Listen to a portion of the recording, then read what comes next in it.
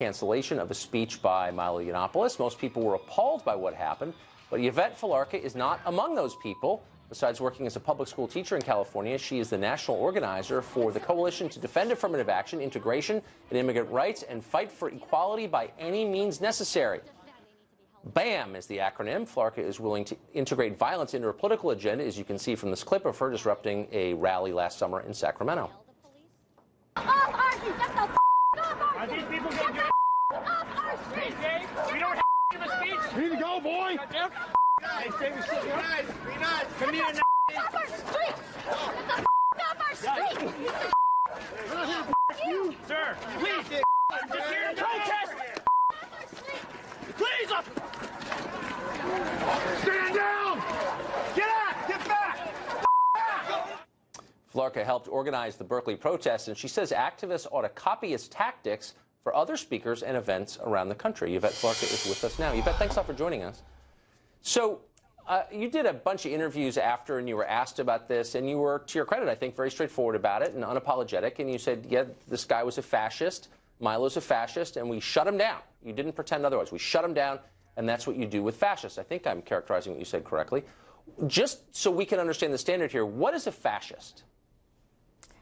So a fascist is someone who's organizing a mass movement that's attacking women, immigrants, black people, other minority groups in a movement of genocide. That's what a fascist is.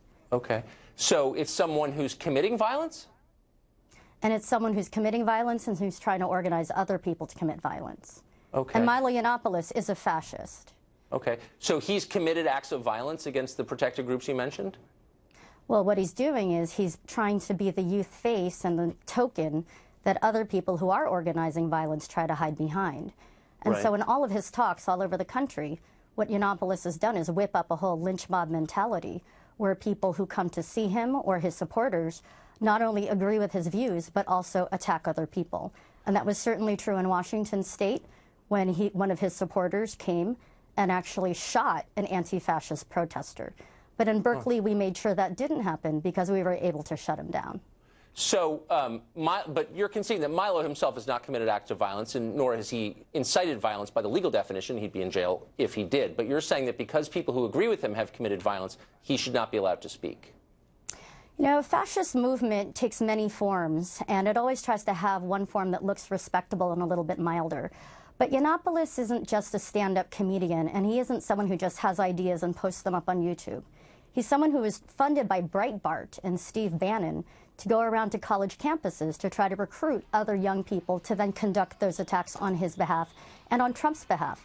But I'm really, really glad to say that thousands of us were out there last week, or February 1st, and made sure that there were thousands of us to make sure that we defended our campus, this community, and especially the immigrant and Muslim students who were under attack and have been under attack by him and other fascists. Right, and by using violence, I mean, you don't shy away from that by any means necessary is the name of your group, and so it implies violence.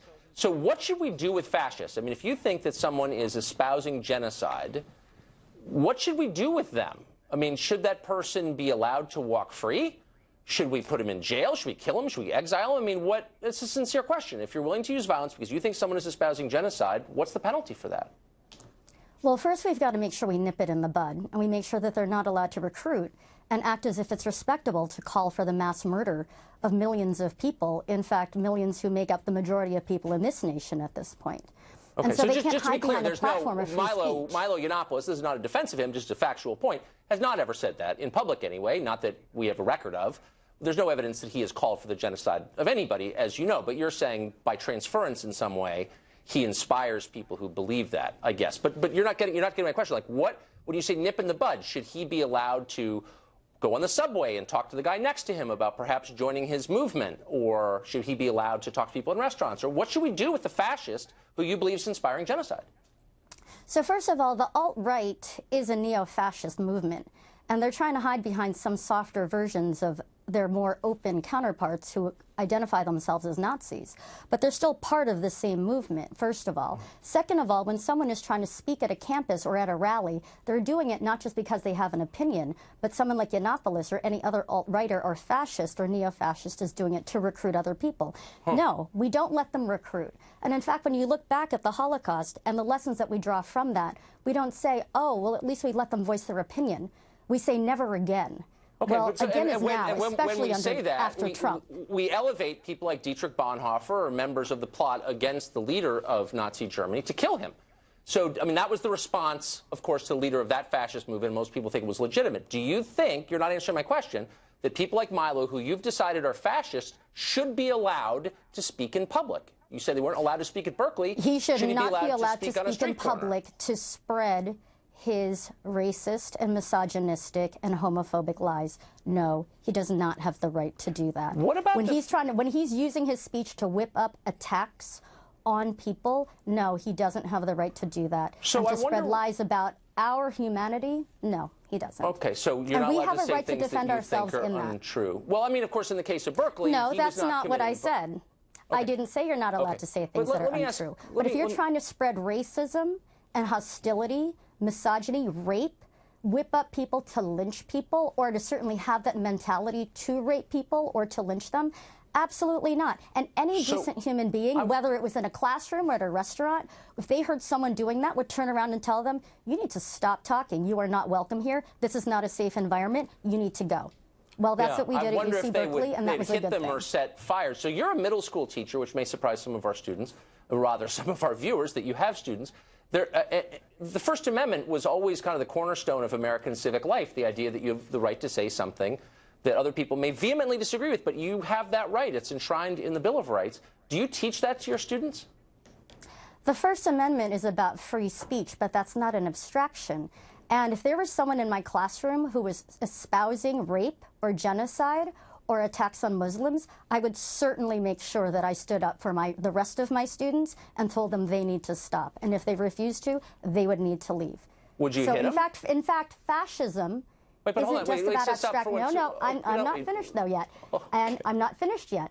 If there is a fascist in any situation that I was in, I would call for other people to take action too, but it's not just about the immediate moment. Right, it's also within the context of building a movement. But I don't want this to be abstract. There is a movement against Donald Trump You're getting abstract. and against fascism. I want to bring this back to the concrete, as you said, and rightly so. So if there was a student in your class who started espousing what you believe is fascism, and you said you need to leave, you need to be quiet, you need to leave, and he didn't leave, would you hit him as you hit that protester? Would you beat him up? No, of course not. But that's not what we're talking about here. We're talking about people who, you know what? In Sacramento, there were fascists who had knives tied at the ends of sticks, and they stabbed people, including Not the man that you hit. He looked kind of unarmed to me. Oh, yes, actually, they did. And it's funny to you, but it's actually not funny to the rest of us. And that's why we take this really seriously. I know that you take it seriously, and that's why I'm asking you a really simple question. But I am serious as a heart. I am serious as a heartbeat, I believe you. Oh, I believe that you're serious. And we're not talking about a classroom. We're talking about people who are trying to kill and murder people and who've already done it. And who are trying to create a hostile environment on these campuses in order to do that. No, that's not a safe environment for immigrant students. That's not a safe environment for women or Muslim students or trans students. And so, yeah, we have a right to defend ourselves and real free speech. Let me ask you one last question, Yvette, if I may. So if you're standing, I just want to know, like, the protocol for anti-fascist activists like yourself. You're standing on a street corner, someone starts saying something you don't like, and you think, boy, that's an act of hostility, that person's a fascist. No, but you're misrepresenting the words that I've been saying. This isn't about not liking something. This isn't about Ben & Jerry's versus Stone Cold Pizza or something. This is about the lives of real people, immigrants who are under attack now, Muslims who are being massacred, and I'm women who are asking you, being raped. how deep is your commitment? So you're the one trivializing this, not me. I'm not in any way trivializing, and I ask you a sincere question. To what extent would you go to stop that person from spreading genocidal propaganda? I would call for people to counter-protest, to stand up, and to shut down any attempts to fascistly recruit and organize. Like, what if I want to keep talking? I'm saying something that you find appalling, but you know what? I've got a First Amendment right. I'm an American. What would you do? So a bunch of people come and say, stop that. I say, no, I'm not going to stop that. I'm an American. What are you going to do next?